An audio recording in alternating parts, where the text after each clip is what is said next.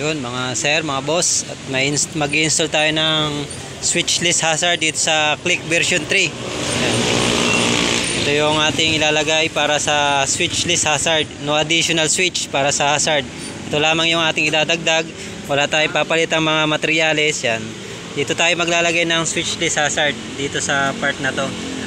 Hugutin lang natin yan.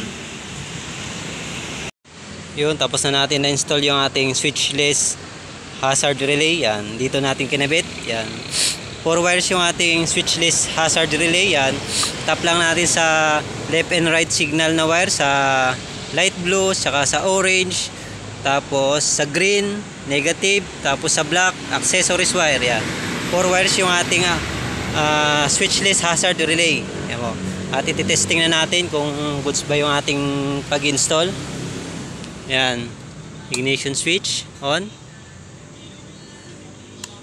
left signal, right signal, syempre hazard papuntang kaliwa.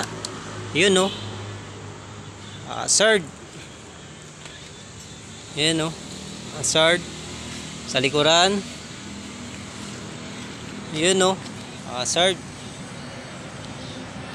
panel. Yan.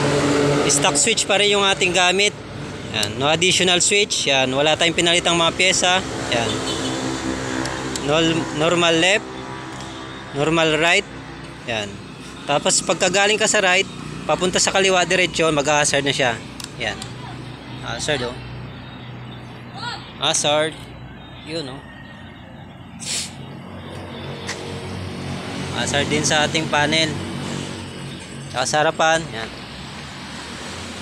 Yan. Switchless hazard relay. Yan.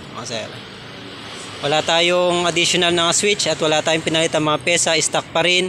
Ito lang yung ating dinagdag. Yun oh. Yun oh, nabalik na natin yung lahat ng siya pre. Ano mga? Ayan. Signal light mo, kaliwa. Kanan. Hazard, papunta kaliwa. Yun oh. Hazard oh. Ayun rin oh. Sa likod. Ayun oh.